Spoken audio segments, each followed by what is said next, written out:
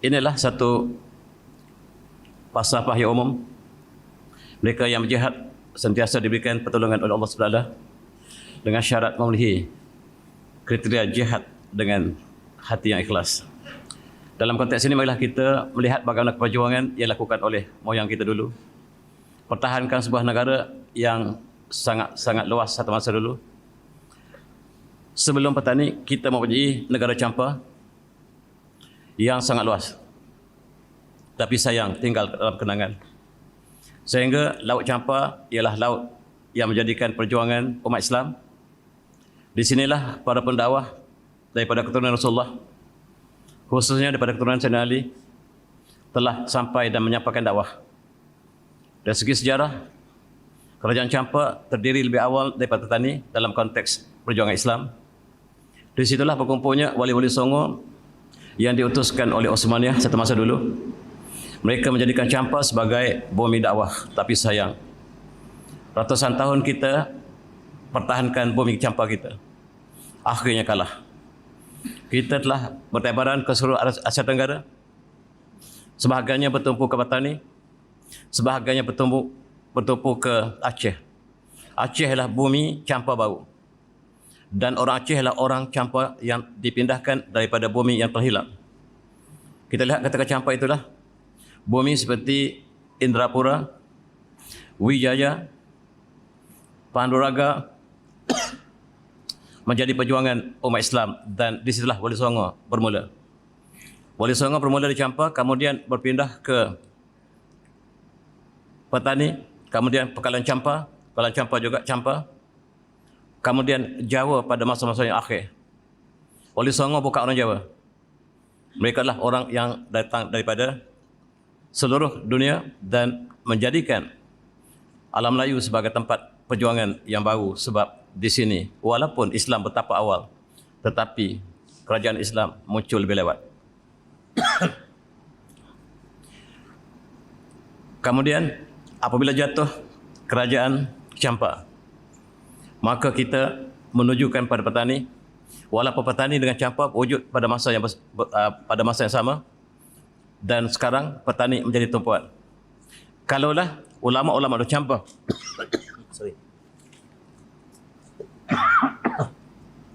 ulama daripada Campa bergerak ke petani dan buka pusat-pusat pengajian yang besar di petani, bergerak ke Kelantan, akhirnya sampai ke Aceh. Dan kita ingin tumpukan pada petani, sebuah kerajaan yang besar satu masa dulu. Dan wujudannya bersama dengan Campa, dan di antara petani dengan Campa, ulama-ulama yang diutuskan oleh Osmaniyah satu masa dulu berulang alik dan menyampaikan mesej Islam kepada raja-raja, kepada masyarakat umum, sehingga petani disebut sebagai Selami Mekah. Selami Mekah maksudnya orang daripada Campa, mereka untuk menunaikan haji, mereka singgah di petani lebih awal sebelum mereka bertolak ke Aceh dan seterusnya ke Mekah. Demikian juga selepas petani, mereka bertolak sampai ke Aceh. Di Aceh mereka berhenti untuk beberapa minggu sebelum bertolak terus ke Mekah. Dan Aceh juga disebut sebagai Selami Mekah. Dan apa yang saya nak sebutkan sini ialah hubungan di antara alam Melayu dengan Mekah. Mekah ketika itu di bawah kerajaan Osmaniyah. Kerajaan Osmaniyah menjadikan Mekah sebagai bumi bersama, dan seluruh umat dunia, umat Islam diminta untuk datang ke Mekah dan mengembangkan ilmu di Mekah, kemudian dihantar ke seluruh pelosok dunia. Dan tidak terkecuali ulama Melayu, mereka berkumpul di tempat yang sama. Dasar kerajaan Osmaniyah, Mekah ialah bumi bersama. Dan siapa saja bebas untuk datang ke Mekah, membeli tanah, mendirikan rumah, wakaf dan sebagainya. Bangunannya harus direndahkan daripada Kaabah, supaya Kaabah adalah bangunan yang paling tinggi. Ini dasar Osmaniyah. Tetapi sayang, selepas Osmaniyah telah jatuh, maka bangunan yang tinggi dibina di sekeliling Masjidil Haram, sehingga suasana yang awal telah tidak dapat kita saksikan sampai hari ini.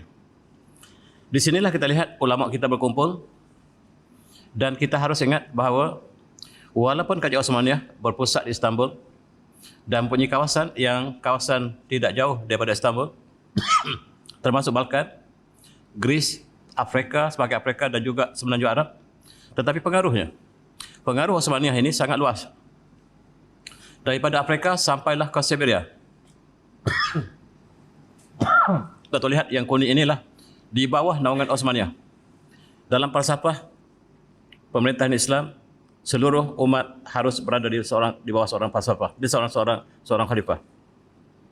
Walaupun Osmaniyah hanyalah di kawasan Istanbul, tetapi pengaruhnya, maksudnya seluruh dunia ini bernaung di bawah Osmaniyah. Termasuk negara kita.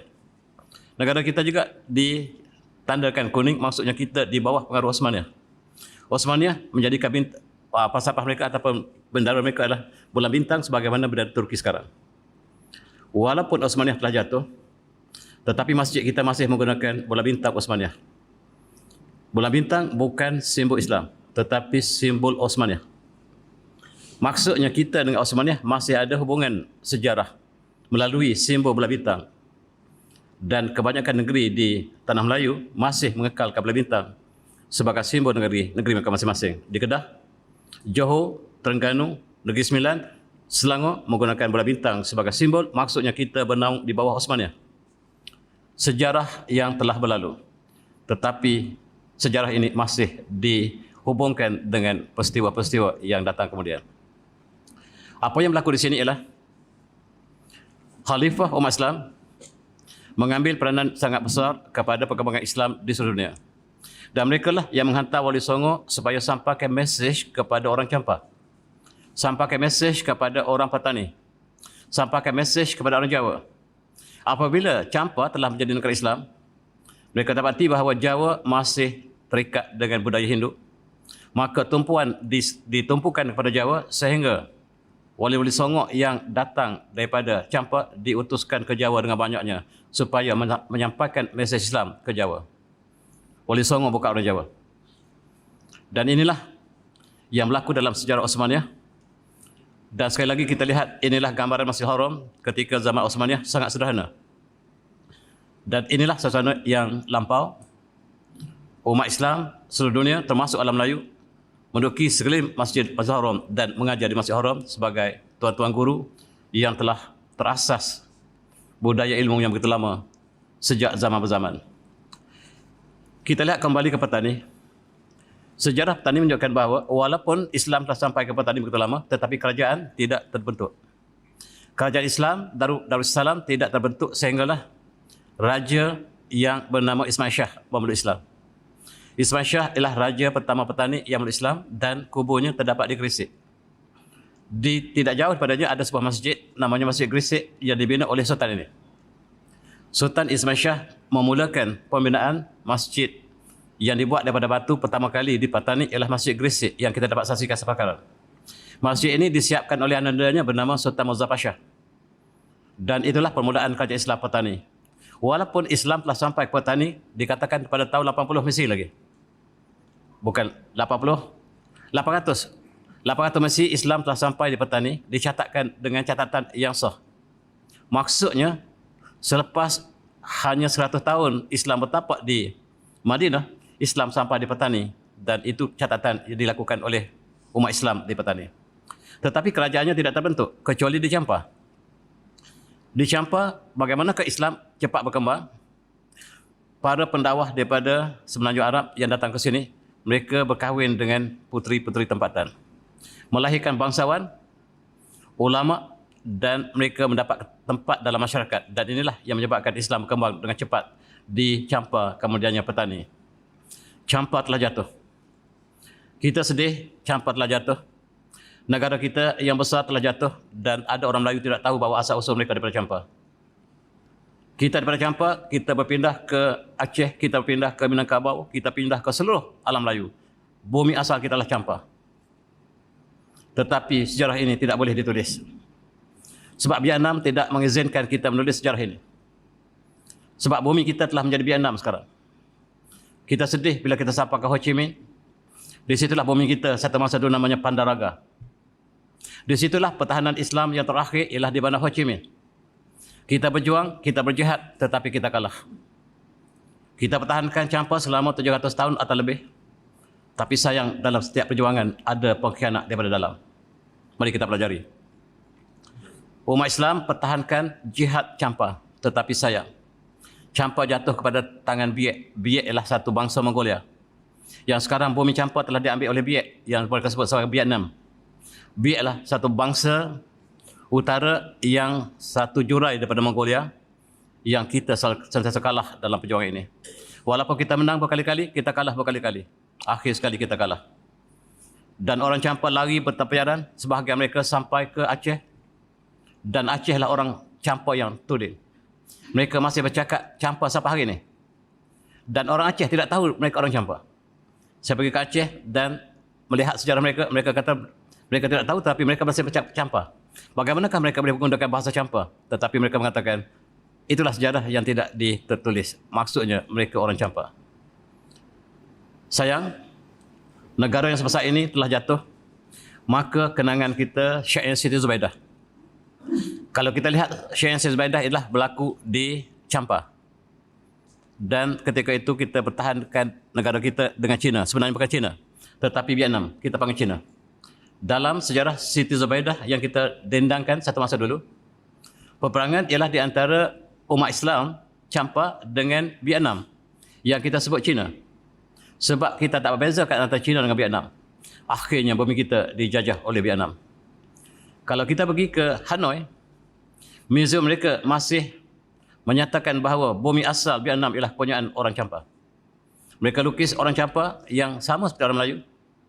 Kalau kita masuk ke dalam kuil mereka ataupun dalam rumah ibadat mereka, mereka menuliskan sejarah ketua orang Vietnam sampai kode ke-14 semuanya orang Melayu. Maksudnya bumi yang telah hilang sama sekali.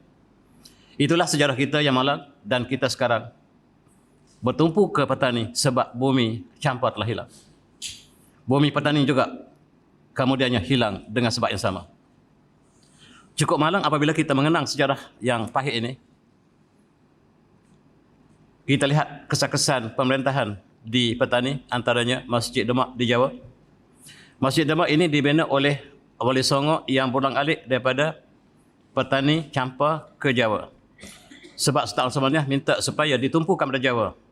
Jawa asalnya Islam sampai cepat sangat awal. Tetapi pemerintah mereka adalah Majapahit yang berlatar belakangkan Hindu. Sekarang Majapahit harus diberikan sampaikan mesej dakwah. Maka Raja Majapahit yang pertama yang menerima Islam ialah yang membina masjid ini, Masjid Demak. Namanya Raden Patah. Anak kepada Raja Majapahit yang kemudiannya diberikan mesej oleh para Wali Songo, yang kemudiannya Raja yang pertama ini telah memeluk Islam dan membina Masjid Demak yang bersejarah. Ini sejarah Champa. Sebab itu kita lihat masjid yang dibina di Jawa hampir semua dengan seni bina Champa. Inilah sebenarnya Champa yang masih wujud sampai sekarang. Dan ini juga masjid yang kita kenang yang berada di Chenok ataupun Masjid Teluk Manuk yang juga dibina oleh cucu Wali Songo. Dan masjid ini masih kekal sampai sekarang, menunjukkan bahawa Islam bertapak begitu lama, membentuk sejarah, budaya dan pengajian tradisi yang bertapak di Champa dan petani. Masih kita dapat saksi kesan-kesan melalui tulisan yang dihasilkan oleh para ulama kita.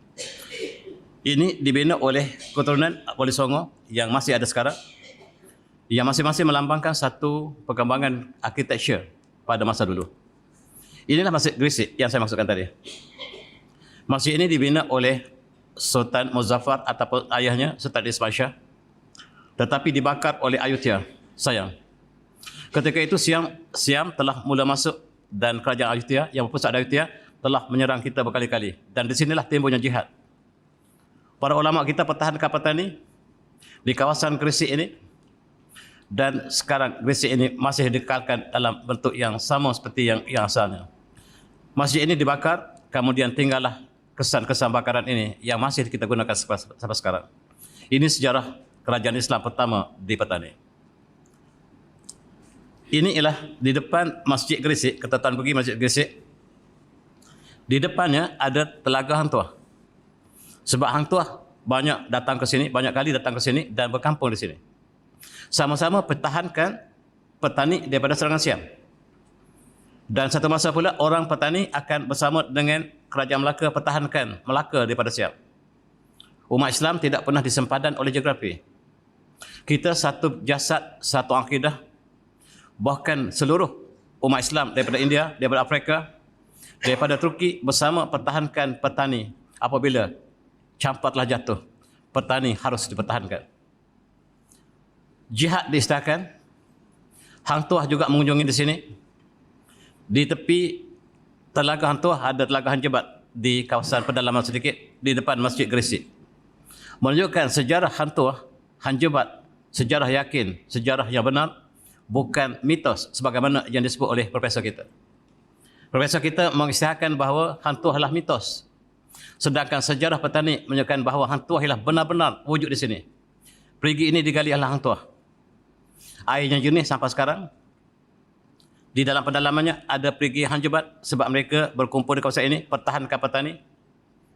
Dan Raja Petani memberikan anugerah kepada Hang Tuah.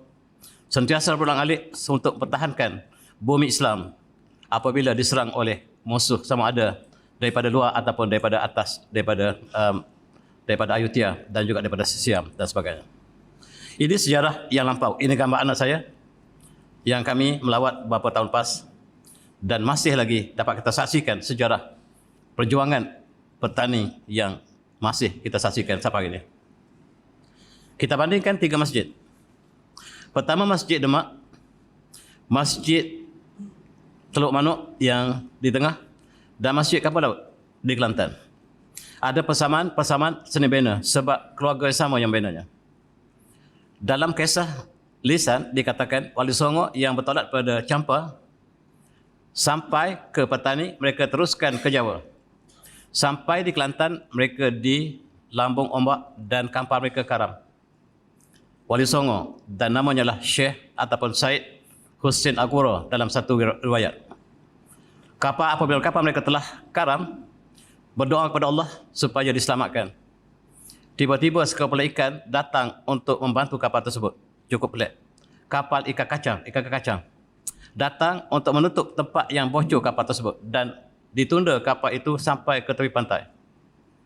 Wali Songo bernazar sekiranya kami selamat, kami akan bina masjid.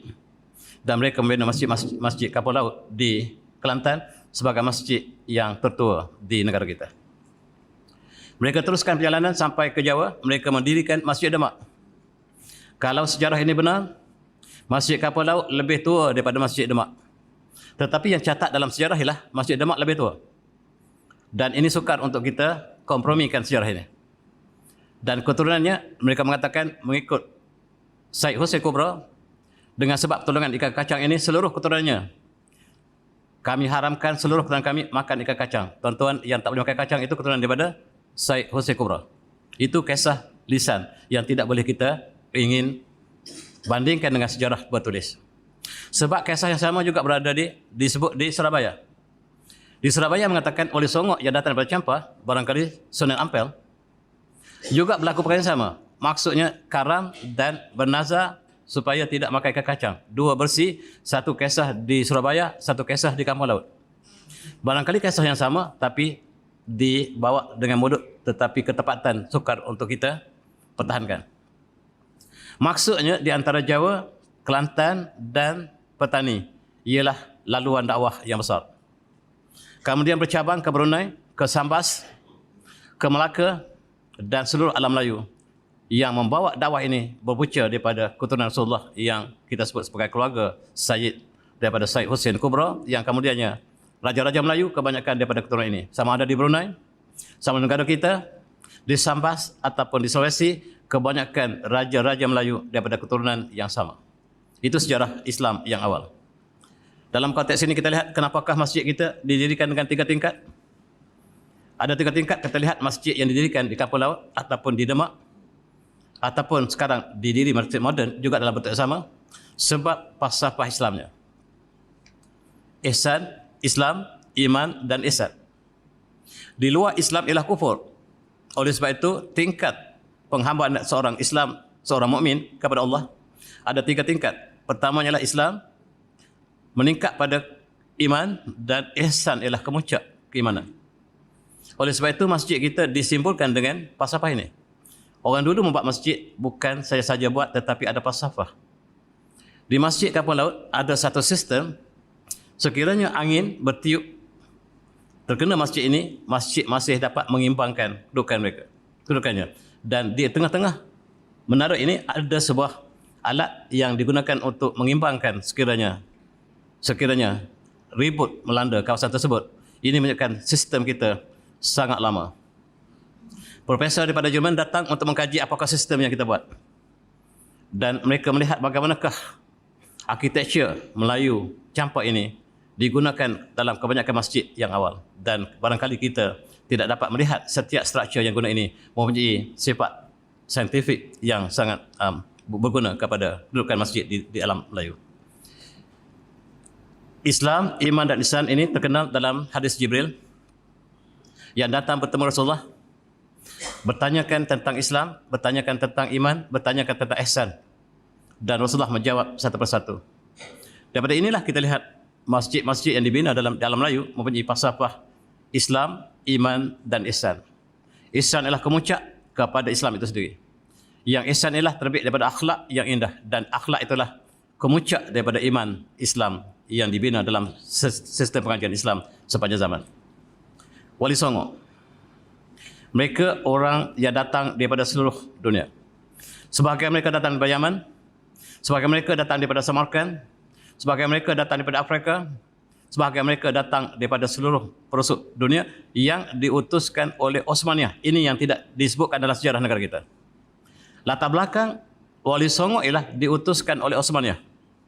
Osmaniyah yang bertapak pada mulanya di Bursa, berpindah ke Aden, kemudian berpindah ke Istanbul, sekarang berpindah ke Ankara. 4 ibu kota Osmaniyah. Dan daripada sinilah diutusnya wali-wali Songo ini ataupun ulama-ulama ini yang akhirnya kita kenal dengan kumpulan Wali Songo. Ialah utusan daripada Sultan Osmaniyah. Dan mereka bersebaran di alam Melayu. Yang terkenal dalam sejarah Wali Songo ialah Syed Hussein Al-Kubra. Dialah yang menumpukan seluruh ulama besar di alam Melayu. Dia datang dengan adiknya, dengan adik-adiknya yang ramai. Termasuklah Syed Sanauddin yang dikenal sebagai adik putera dalam sejarah Melayu. Guru Hang Tuah. Ialah adik kepada Syed Hussein Kubra yang bertapak di Petani. Dan daripada keturunan inilah mereka berkahwin dengan puteri-puteri tempatan. Umpamanya Syed Hussein Kubra berkahwin dengan anak puteri Raja Kelantan, yang ketika itu namanya Raja Cermin. Raja Cermin ialah berpusat di Kelantan dan Tanah Merah ialah ibu negara mereka. Perkahwinan ini melahirkan Wali Songo yang pertama, iaitu Wali Songo yang disebut sebagai Maulana Malik Ibrahim Gresik ataupun kita sebut Sunan Gresik. Itu orang Kelantan yang diutuskan oleh Osmaniyah supaya sampaikan mesej kepada orang Gresik di Jawa. Itu sebab Gresik Petani dibawa ke Gresik Jawa. Yang menemani kumpulan ini ialah orang-orang Kelantan. Dan di Yogyakarta ada kapal Kelantan, dia sebut Klaten. Menunjukkan sejarah yang sangat rapat antara kawasan ini, dan kita tidak pernah membahagikan geografi kepada alam Melayu. Kalau orang petani datang ke Jawa, maksudnya dia pulang ke kampungnya, bukan dia pelayan. Kalau orang Jawa datang ke petani, mereka datang ke kampung mereka, bukan pelayan. Dan kitalah satu alam Melayu, inilah satu buah negara, satu akidah, satu rantau yang sama. Itulah yang asal kemudian dipecahkan oleh penjajah menjadi Malaysia, Indonesia, Singapura dan sebagainya. Penjajah mengetahui kekuatan kita adalah satu jasad yang sama, tetapi mereka pecahkan kita sekarang. Dan sekarang kita hanya berjuang untuk negara kita masing-masing. Sedangkan dulu kita berjuang di Sulawesi, Sulawesi datang berjuang di Jawa, Jawa berjuang di Melaka, Melaka berjuang di Petani. Kita tidak pernah ada sempadan. Inilah yang kita lihat falsafah yang agung. Kemudian lahirlah Wali Songo yang disebut Wali Songo di Jawa, ialah keturunan daripada Raja Cermin, Puteri Cermin dengan keturunan Rasulullah yang datang daripada Timur Tengah melalui India dan akhirnya bertapak di Champa dan menurunkan keturunan yang banyak. Dan di antaranya lah pertama ialah Maulana Malik Ibrahim yang kemudiannya dikenal oleh orang Jawa sebagai Sunan Gresik dan makamnya ada di Gresik. Tuan-tuan yang pernah pergi ke Jawa melawat kubur ini untuk kita kenal sejarah hubungan di antara Champa, Petani dan Jawa. Begitu juga kita lihat Masjid Cenok ini juga dibina oleh, mengikut riwayat ialah oleh Said Ali Nurul Alam. Siapakah Said Nurul Alam? Satu versi mengatakan dialah Gajah Mada. Dalam sejarah Indonesia, Gajah Mada adalah seorang Hindu. Dalam sejarah petani, Gajah Mada adalah seorang alim Islam, seorang ulama yang besar. Namanya adalah Said Ali Nurul Alam. Kalau dah tepat catatan antara petani dengan Jawa, maka Patih Gajah Mada adalah seorang ulama yang besar. Itu sebab Indonesia menulis kembali sejarah Indonesia seluruhnya. Sebab sejarah Indonesia telah dipesongkan oleh mereka terdahulu. Dan sekarang ada satu kumpulan di Indonesia, mereka perkenalkan sejarah yang ditulis oleh penduduk tempatan. Dan mereka memasukkan sejarah Majapahit yang digunakan di sekolah-sekolah di Indonesia. Maksudnya sejarah kita alam Melayu harus ditinjau kembali dan kita melihat dalam sejarah yang benar. Begitulah kita lihat masjid di Cenok, tuan-tuan, sebuah masjid yang tertua di selatan, di Petani ini ataupun di kawasan Larotiwak sekarang, ialah dibina dalam rangka yang sama. Tetapi dalam sejarah Petani menunjukkan dia dibina pada masa yang lewat. Itu saya tidak dapat kita nak kaitkan dengan sejarah yang lampau. Sebab sejarah Said Ali Nurul Alam, dia hidup sangat lama, kurun ke-15. Sedangkan masjid ini dikatakan dibina kurun ke-18. Satu teori yang mengatakan barangkali masjid kapal laut umpamanya yang ada sekarang itu dibina dalam kurun 18. Tetapi bangunan asalnya yang telah diubah berkali-kali dibina semasa zaman Wali Songo dalam kegiatan pergerakan daripada Jawa ke Petani. Gajah Mada yang saya berkata tadi. Gajah Mada ini mengikut sejarah Petani ialah Said Ali Nurul Alam yang menurunkan ramai raja-raja Melayu di Sulawesi, di Sambas, di seluruh alam Melayu, keturunan daripada yang sama. Dan daripada sinilah kita lihat raja daripada Cirebon, Champa, Petani, Kelantan dan Sulawesi berpunca daripada keluarga yang sama. Inilah sejarah awal bagaimanakah Islam berkembang dan mereka datang dengan jihad yang ikhlas, kemudian mereka sampaikan mesej kepada raja-raja. Raja-raja lah yang kemudiannya mengisytiharkan jihad, termasuklah di Demak. Di Demak kemudiannya Raden Patah mengisytiharkan jihad kepada mereka yang menentang Islam dan Islam berkembang di Demak dengan begitu hebat.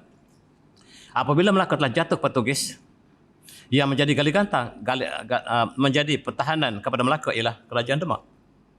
Kerajaan Demak berkali-kali datang untuk membebaskan Melaka daripada Portugis, tapi sayang, sekali lagi pengkhianatan berlaku.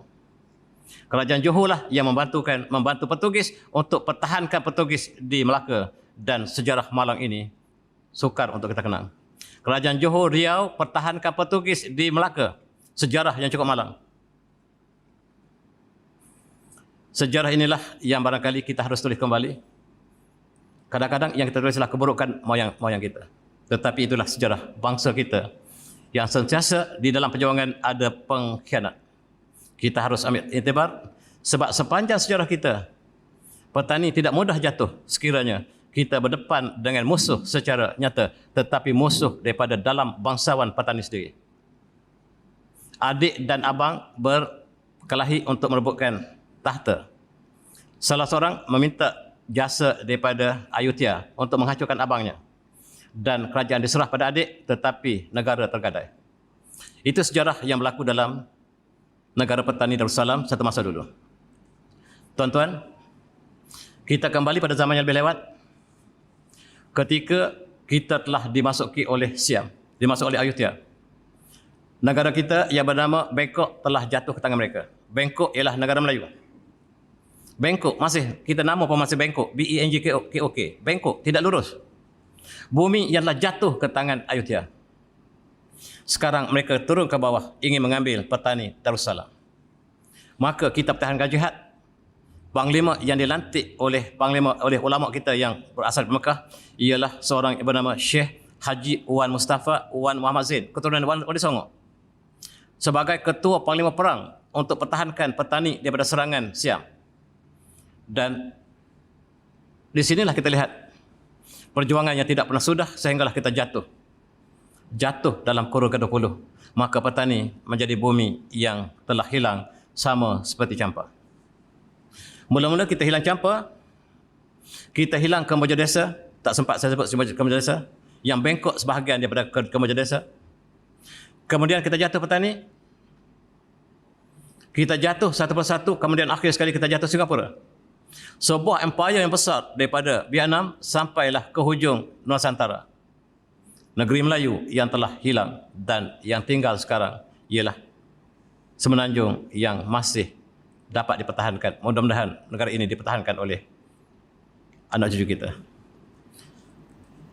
Dan cukup malang, apabila kita jatuh satu persatu, kita jatuh kali terakhir ialah empire petani yang bermula daripada atas, yang sekarang telah diceroboh oleh Sukhothai.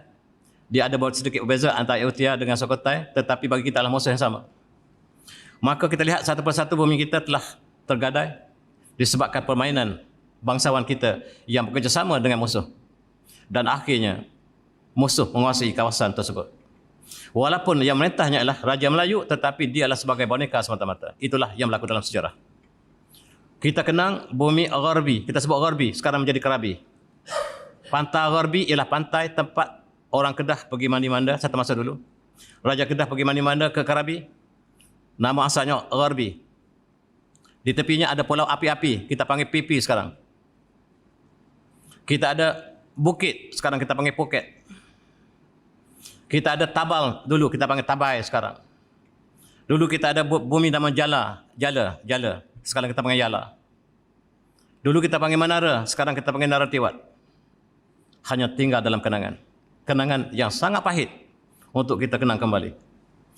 Sejarah yang sangat pahit. Perjuangan yang begitu lama oleh para ulama kita. Dicerobohi oleh bangsawan kita sendiri. Kerana ingin merebut sejengkal tanah dan kita korbankan seluruh empire kepada musuh. Mari kita pelajari sejarah ini. Sekarang kita lihat bagaimanakah perjuangan-perjuangan kita. Ulama kita menghadapi tentera bergajah yang diutuskan oleh Sukhothai ataupun oleh Ayutthaya datang ke bawah. Dan kita kalah. Kita kalah bukan sebab persatuan kita tidak solid. Kita berpecah di antara kalangan bangsawan. Apakah nasib kita? Nasib kita cengok malang. Kita dihukum pijak dengan gajah. Gajah memijak pejuang-pejuang kita. Satu persatu. Inilah bumi yang telah kita perjuangkan. Yang anak muda tidak tahu bahawa perjuangan darah air mata moyang mereka berdepan bukan saja dengan tentera musuh tetapi dengan gajah. Bila kita kalah, kita dipijak seorang demi seorang pejuang-pejuang kita. Ini gambar hiasan untuk menggambarkan bagaimanakah Sukhothai, Ayutthaya menghukum mereka yang berjuang dengan ikhlas. Maka syahidlah pejuang-pejuang. Berapa ramaikah darah syahid digugurkan di bumi petani? Tak dapat kita bayangkan. Petani ialah bumi perjuangan. Ia telah hilang. Dan cukup malang kalau kita pergi masuk ke selatan Thailand. Kita panggil selatan Thailand sekarang. Orang pejuang petani tak sanggup sebut selatan Thailand. Kami orang petani. Sebagaimana orang Palestin tidak sanggup memanggil mereka negara Israel. Negara mereka sudah menjadi Israel sekarang. Tetapi pejuang Palestin tak pernah iktiraf mereka sebagai Israel. Kami adalah pejuang Palestin. Pejuang petani juga tak pernah iktiraf itu selatan Thailand. Maafkan saya. Itulah bumi petani. Bumi merdeka. Bagaimana jatuhnya petani dengan permainan British, Perancis dan Siam. Raja Melayu tidak diambil perhitungan dalam perjanjian ini. Raja Melayu disisihkan. Bumi Melayu tersisih, terjajah dengan sebab permainan kemudiannya. Perancis bermain mata dengan British, British berpakat dengan Siam dan akhirnya menyerahkan bumi petani kepada Siam. Dan dengan syarat Siam tidak mengganggu lagi Kelantan dan Kedah. Maka terlepaslah sebuah lagi empire kita. Dalam perjanjian Bangkok, tuan-tuan, British, Perancis dan Siam berjanji untuk petani, tetapi tidak melibatkan serta petani. Bila tiga pihak berbuat perjanjian, hanya terlibat dua pihak, perjanjian tidak sah. Dan itulah yang sedang diperjuangkan di Switzerland sekarang. Apakah perjanjian Bangkok itu sah atau tidak? Sebab tidak melibatkan kesultanan petani terakhir. Raja Kamaruddin tidak diambil kira dalam perjanjian ini. Apakah perjanjian ini sah atau tidak? Dari segi antara bangsa, apakah perjanjian ini sah? Tapi tuan mereka yang pegang Mahkamah Dunia. Dan kita apa yang kita dapat harapkan ialah perjuangan yang berterusan. Dalam konteks ini kita lihat, di sinilah kita lihat taburan makam-makam panglima daripada Osmaniyah. Yang dihantar oleh Osmaniyah lah panglima-panglima bangsa kerajaan Osmaniyah yang datang berjuang untuk pertahankan petani. Sebab kita tidak pernah sepadan. Turki, Afrika, India sama-sama berkumpul di petani, pertahankan petani. Kita tak sebut lagi perjuangan di Melaka, tetapi di petani khususnya. Kita berjuang di petani, orang Melaka datang ke petani. Dan ialah antara kubur panglima perang Osmaniyah yang terdapat di petani, mengabarkan kita adalah satu bangsa, satu ummah yang sama di atas perjuangan satu akidah. Dan di Aceh juga makam-makam panglima perang Osmaniyah masih dilawati sampai sekarang. Walaupun dilanda oleh tsunami, mereka membina kembali dan mereka mengenang kembali bagaimanakah panglima-panglima perang Osmaniyah yang gugur syahid di Aceh, yang gugur syahid di petani. Mereka adalah satu daripada rangkaian jihad yang besar yang dilancarkan oleh Osmaniyah, yang kita tidak sedar bahawa kita bersama Osmaniyah. Ketika Melaka jatuh oleh Portugis, bendera yang kita pegang adalah bendera Osmaniyah. Bendera yang Melaka kerajaan mereka pegang ialah kerajaan Bola Bintang yang dipegang oleh kerajaan Osmaniyah, yang dipegang oleh Melaka. Ketika Aceh membantu Demak untuk melancarkan serangan atas Portugis, mereka menggunakan bendera Osmaniyah. Osmaniyah ialah penaung kepada seluruh umat Islam, dan sejarah ini tak pernah dinyatakan dalam sejarah negara kita. Para jemaah sekalian, kita lihat di Aceh, kalau kita pergi ke Aceh, surat-surat yang dipamerkan dalam Museum Aceh, lawatilah. Tuan boleh baca salah satu surat yang hubungan di antara Aceh dengan Osmaniyah, dengan berbagai-bagai peristiwa yang terkandung dalam surat ini, termasuk permintaan bantuan supaya segera kerajaan Aceh menghantar tentera untuk pertahankan Aceh daripada serangan Belanda dan sebagainya. Kemudian apabila Inggeris datang, juga bantuan diminta, banyak surat-surat yang terdapat di Aceh. Dan tuan ingat ulama-ulama yang dicatatkan Osmaniyah di Mekah. Ulama inilah yang berjuang untuk melatih pelajar mereka di Mekah kembali ke tanah air dan berjuang menentang musuh di atas kalimah jihad. Bila kita merdeka, nama mereka tak pernah disebut sama sekali. Antara nama mereka ialah Syekh Ibrahim Daud Batani, Ahmad Marzuki bin Mursyid Al-Batawi, Bakir Nur Jogjawi Maki, tak pernah kita sebut ini. Baydawi Abdul Aziz Al-Lasami, Jami Abdul Rashid Rifai, Jamaluddin Al-Khalid Al-Fatani, Sulaiman Muhammad Palambani, Soleh Muhammad Abdullah Al-Qaltani, Soleh Mujian Al-Batawi dan lain-lain. Inilah pejuang-pejuang yang tak pernah kita dendangkan. Osmaniyah mencatatkan nama mereka dalam ulama besar Mekah. Kita orang Melayu tak pernah kenal. Sedangkan mereka lah yang mengasuh ataupun menyampaikan ilmu jihad di Mekah, kemudian balik seluruhnya ke alam Melayu, ke mana saja perjuangan. Sama ada di India, di Malabar, apabila Malabar telah diserang oleh Portugis, kita keluar bersama-sama, tentera Melayu bersama-sama untuk pertahankan Malabar. Malabar jatuh. Kemudian Melaka pula jatuh, kita sama-sama berjuang di Melaka. Dalam sejarahnya Melaka saja berjuang, sedangkan apa yang berlaku daripada seluruh Afrika datang pertahankan Melaka tidak disebut dalam sejarah kita. Kita satu umat yang sama. Dan tuan-tuan yang semati, inilah ulama-ulama kita terakhir yang berjuang di Mekah.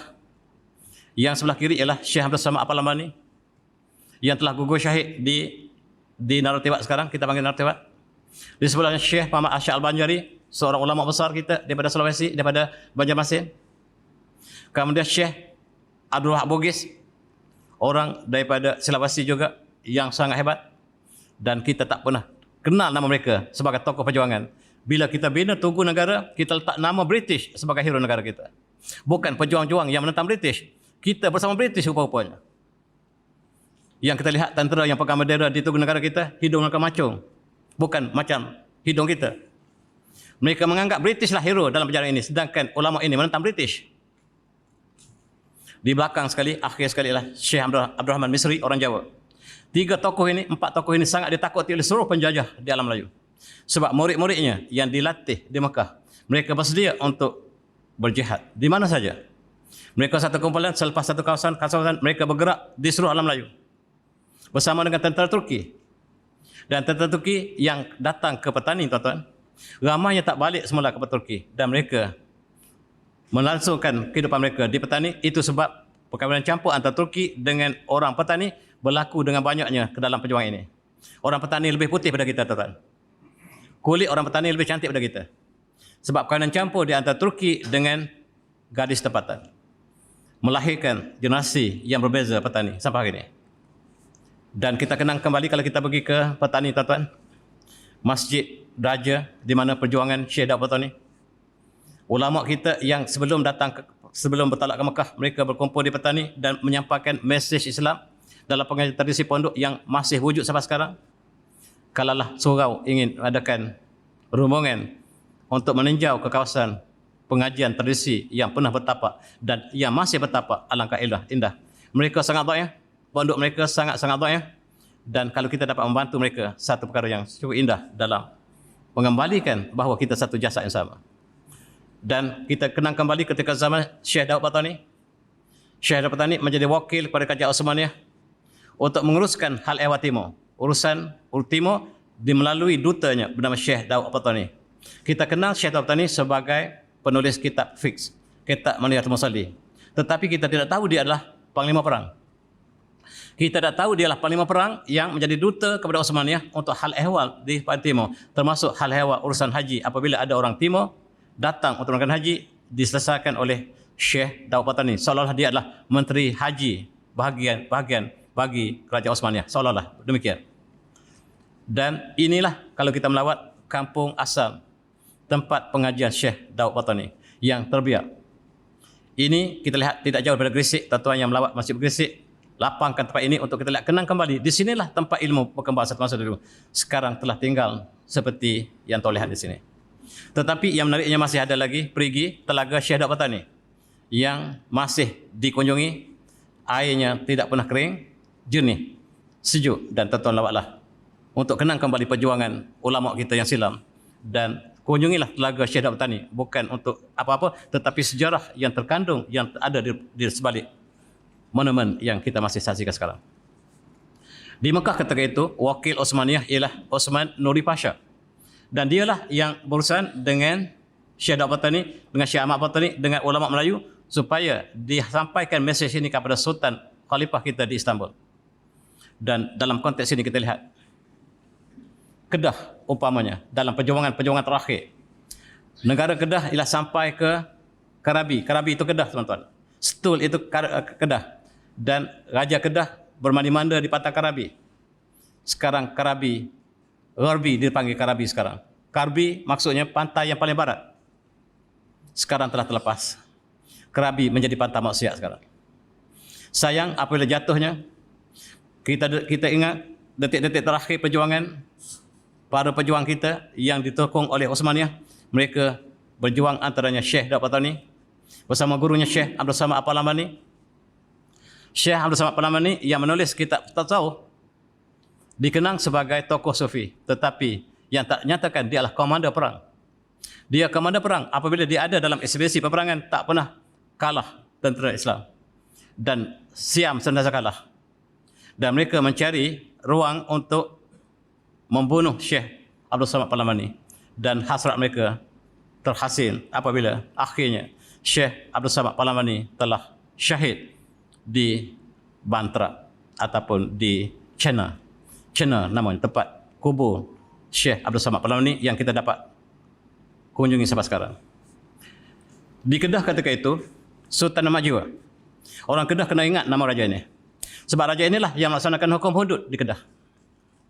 Dia melaksanakan hukum tanzir. Dia raja yang tidak ingin menjadi raja. Raja ini mengembara seluruh dunia dan dia menjadi ulama besar di Mekah. Dia pernah berada di Aceh, pernah di Palembang, mengembara seluruh dunia, dan apabila ajahandanya meninggal, dia dipanggil balik untuk menjadi raja Kedah, tapi dia tidak hendak. Itu sifat raja sebenarnya. Mereka tidak ingin menjadi raja, tetapi didesak oleh rakyatnya supaya melaksanakan Islam di Kedah. Maka dia mengambil ulama-ulama termasuk ayah kepada Syekh Abdul Samad Al-Palamani dijadikan qadhi untuk melaksanakan Islam di Kedah. Kedah adalah antara negeri yang melaksanakan hukum hudud.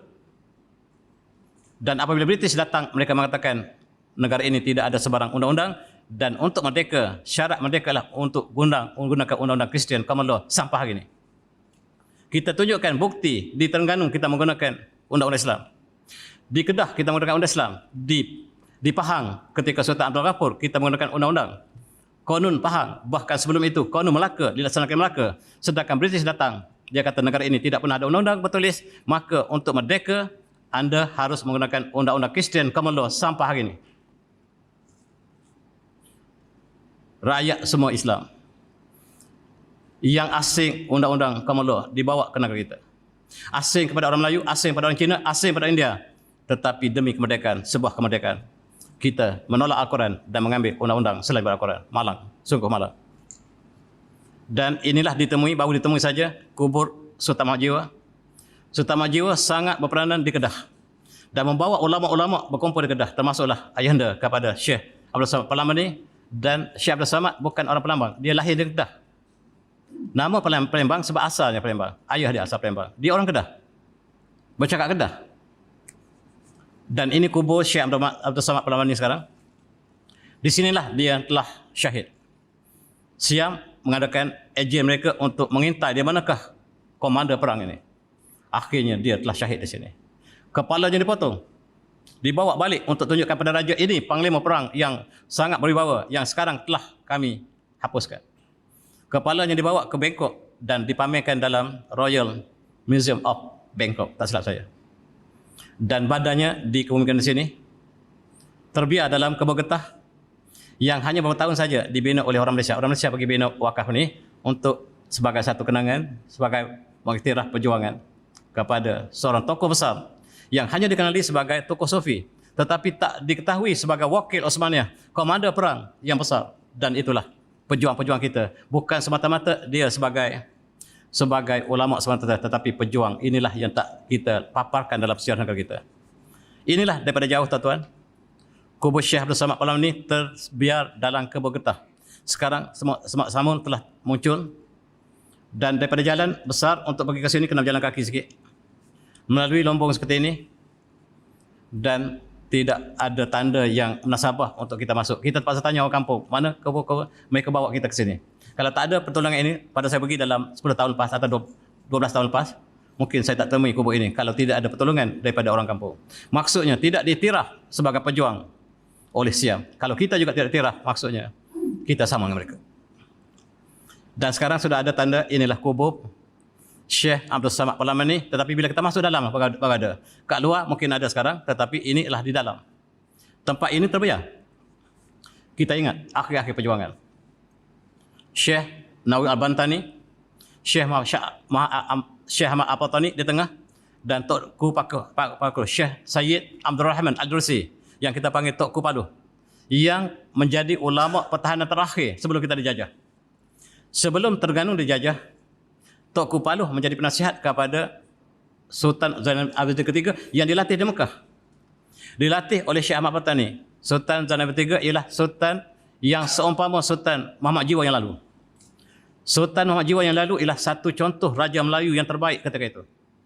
Yang mempunyai ulama, yang mempunyai pengetahuan ulama, dan dijelmakan oleh pada zaman yang lebih lewat kepada Sultan Zainal Abidin III, dilatih di Mekah oleh rangkaian ulama besar Mekah supaya sebagai calon khalifah umat Islam di alam Melayu. Bukan untuk Terengganu. Untuk alam Melayu seluruhnya kita harus cantumkan dan kita lantik seorang khalifah dan calonnya Sultan Zainal Abidin ketiga. Oleh sebab itu Sultan Zainal ketiga dilatih dengan begitu rapi di Mekah. Dan Inggris sudah mengetahui. Inggris masuk ke Terengganu berdepan dengan Tokku Paduh. Dan British masuk ke Selangor. British masuk ke Perak. Dan Perak jatuh ke tangan British. Kemudian Selangor jatuh. Negeri Sembilan jatuh. Ketika itu ulama kita di Mekah sedang mesyuarat tergempar bagaimana pertahankan Terengganu, Kelantan yang masih belum dimasuki oleh musuh. Tiba-tiba musuh telah sampai. Ketika murid-murid Syekh Ahmad Patani sampai ke Kota Baru, Kelantan telah jatuh ke British. Pada tahun 1909 telah jatuh. Jatuh Terengganu dalam masa yang hampir sama. Jatuh Kedah, habis jatuh dalam masa yang sama. Ulama kita melancarkan jihad orang Melayu bersama British. Ulama kita mengisahkan jihad, sedangkan orang Melayu jadi mata-mata British, jadi tentera British. Kita menentang bangsa kita sendiri, tuan-tuan. Dan pengkhianatan berlaku sekali lagi. Orang Melayu bangsawan bersama British. Mata-mata maksudnya spy British yang sekarang kita panggil polis. Polis itu benar-benar kerjanya spy kepada British. Yang bila kita merdeka, kita angkat mereka sebagai hero negara. Terbalik sama sekali kita hari ini. Dan regimen Melayu, maaf saya, yang ditubuhkan oleh British mengatakan pertahankan negara kamu, rupanya pertahankan British. Maafkan saya sekali lagi.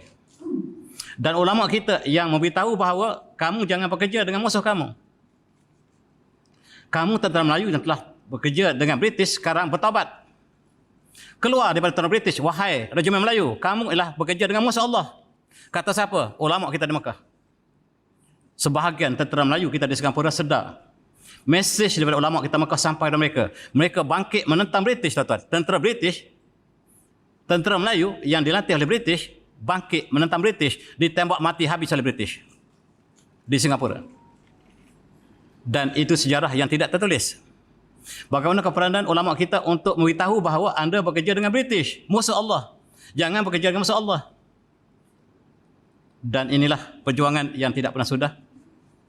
Syekh Ahmad Patani berulang-alik ke Istanbul untuk sampaikan mesej berita apakah yang harus kita lakukan.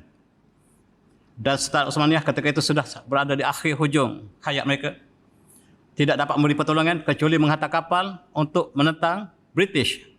Kapal ini ditenggelamkan di India ataupun di Laut Arab oleh British. Kapal untuk menghalau British tanah Melayu ditenggelamkan oleh British di Laut Arab.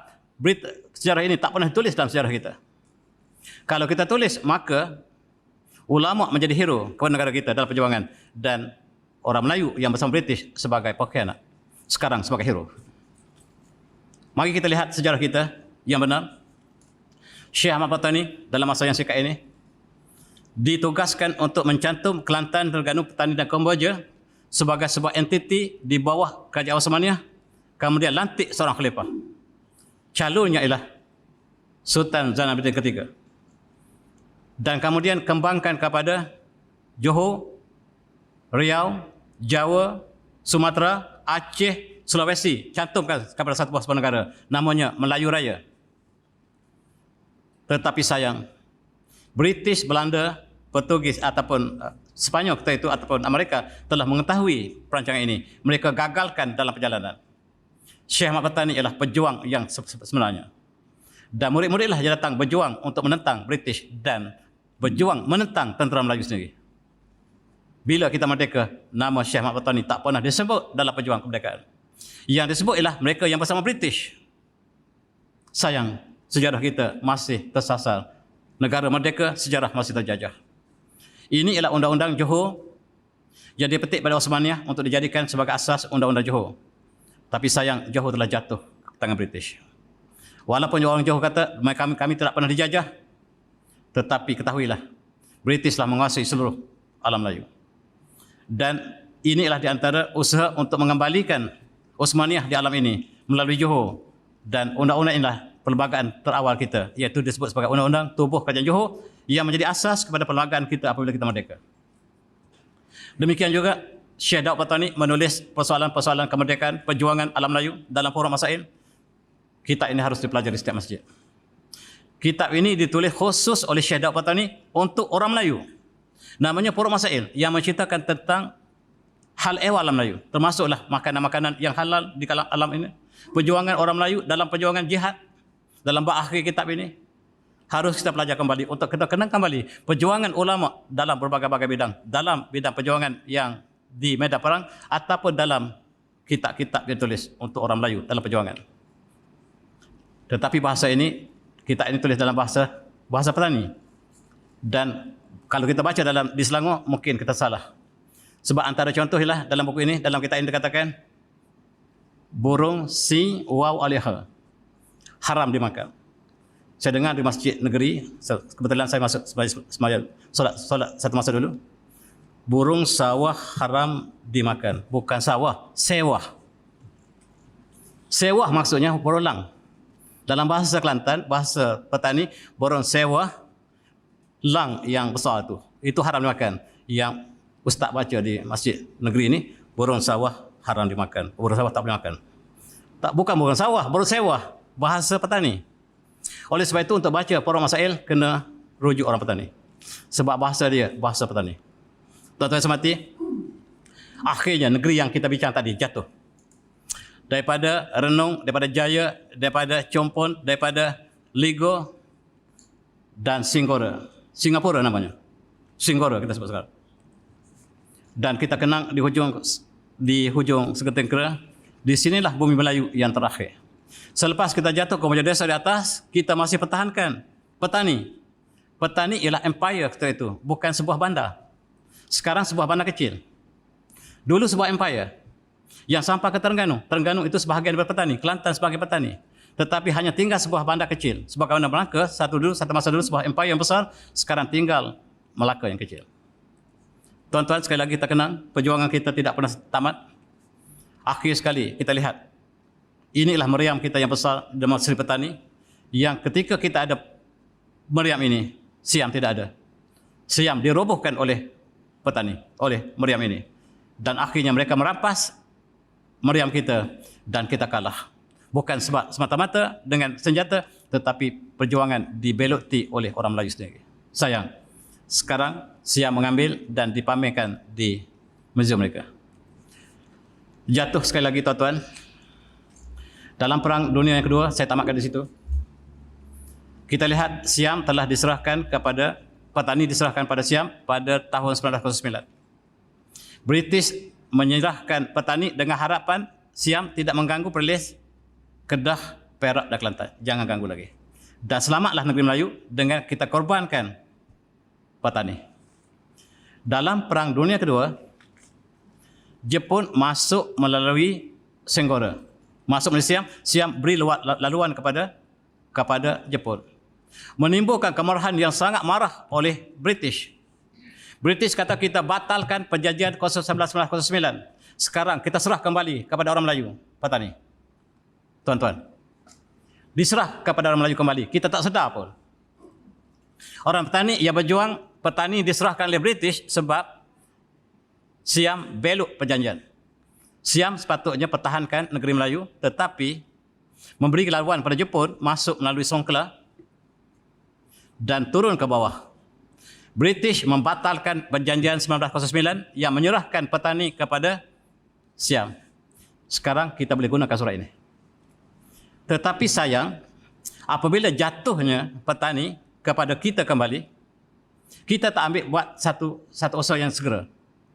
Dan Perdana Menteri Siam kata itu pergi berjumpa dengan Amerika. Sebab apabila jatuhnya Perang Dunia Kedua, British yang kuasai kawasan ini telah mengaku kalah. Dia serahkan kekuasaan di alam Melayu kepada Amerika.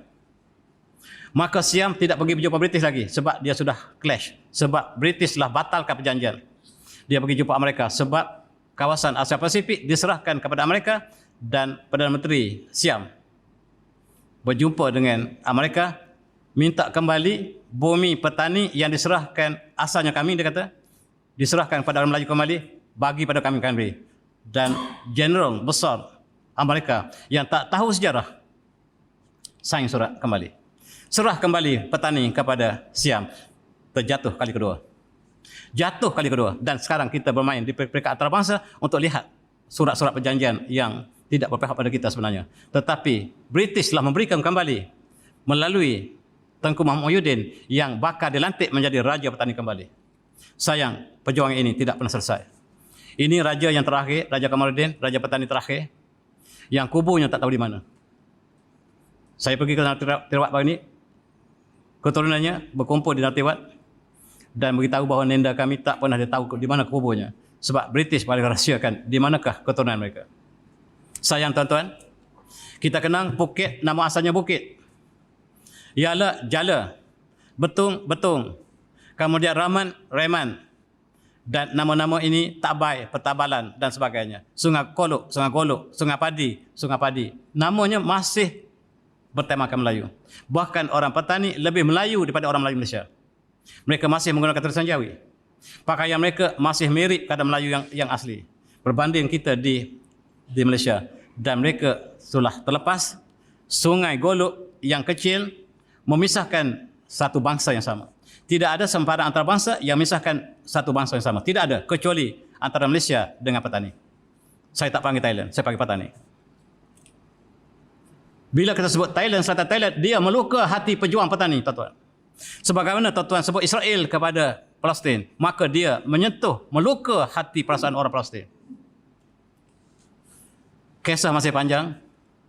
Apabila Jepun masuk melalui Sanggora, British batalkan perjanjian penjarahan petani kepada British, kepada Siap. Dan Tengku Muhammad Yudin bakal dilantik menjadi raja kembali. Petani bakal diserahkan kepada orang Melayu. Tetapi sebagaimana sebutkan tadi, maka Amerika menggugurkan bom atom di Hiroshima. Satu perkara yang tidak beretika dalam peperangan. Sebab Hiroshima, Nagasaki tidak ada tentera. Amerika, British kalah total kepada Jepun. Tetapi mereka pergi bom wanita, kanak-kanak. Sehingga Jepun menyerah kalah. Tuan-tuan, petani diserah kembali kepada orang Melayu. Tetapi P-Bom Songram, Perdana Menteri yang sangat jahat ini, bertemu dengan General Douglas MacArthur, yang apabila British kalah, apabila Amerika bom Tokyo ataupun Hiroshima, kata mereka, kawasan bekas tajahan British harus serah pada kami. Dan kawasan Asia Pasifik diserah kembali kepada Amerika. Dan P-Bom Songram minta bumi petani melalui MacArthur. Tuan-tuan ingat ini? Yang saya tak tahu sejarah petani. Kita tak pergi jumpa dengan dia. Sedangkan bumi itu telah terserah kembali orang Melayu. Tetapi dengan sepucuk surat disain oleh MacArthur, kembali semula petani ke tangan Siam. Sedangkan orang Melayu tak sedar pun telah menjadi hak milik Melayu kembali. Sebab kita masa itu barangkali tidak ada hubungan yang jelas. Dan sayang tuan-tuan, inilah Sungai Golok ataupun sungai di sempadannya hanyalah beberapa meter. Memisahkan satu bangsa yang sama. Keluarga saya masih banyak di sana, tuan-tuan. Memisahkan dua saudara, satu sempadan antarabangsa, tidak ada negara lain yang memisahkan bangsa yang sama dengan sempadan antarabangsa, kecuali Malaysia dengan petani. Tidak ada negara lain. Bangsa yang sama tidak boleh dipisahkan, tuan-tuan. Tetapi dipisahkan dalam peristiwa ini. Cukup malang. Dan anak-anak kita hari ini barangkali tidak sedar perjuangan ini. Mereka pergi Selatan Siam, mereka gembira di Hak Nyai, mereka gembira di Nyawa Tewat. Dan dengan sejarah, ketika saya melawat kali terakhir, cukup menyayat hati, seorang wanita ambil pokok keladi dekat sana, cantik, bawa balik dengan tanah sedikit, sampai ke immigration, kena tahan. Ini bumi kami, tidak boleh bawa masuk ke Malaysia. Bumi kami. Asalnya bumi kita. Dia sebut bumi kami. Tanah bumi kami tidak boleh dibawa ke Malaysia. Itu sebut oleh dia. Didenda 200 ringgit kita. Didenda kerana bawa sedikit tanah dan pohon dirampas. Ini bumi kami. Bumi kami, sekali lagi. Saya menangis dalam perasaan saya. Sebab bumi kita yang terlepas, dia kata bumi kami. Dan disekat dengan immigration. Kita nak pergi ke bumi kita sendiri dan kita terhad dengan negara antarabangsa. Tuan-tuan yang saya hormati, ini masa saya lintasi sungai ini cukup emosi. Bumi kita yang terlepas. Pemuda kita tak pernah rasa bahawa bumi ini bumi kita. Kami pergi ke selatan Thailand, dia kata. Meluka hati perjuangan. Tuan-tuan yang saya hormati, masih panjang untuk saya teruskan, tapi masa telah lewat. Saya berhenti cukuplah di sini. Kalau ada sesi lain mungkin kita sambung pada masa lain. Dan saya sudahi dengan, saya minta maaf banyak kepada seluruh pendengar, sama ada di surau ataupun di mana-mana saja, termasuklah pejuang-pejuang yang ada di petani. Saya minta maaf banyak kalaulah apa yang saya sebut ini tidak tepat dengan sebenarnya. Dan saya minta maaf sekali lagi. Dan saya sudahi dengan wabillahi taufiq. Assalamualaikum warahmatullahi wabarakatuh. Tasbih.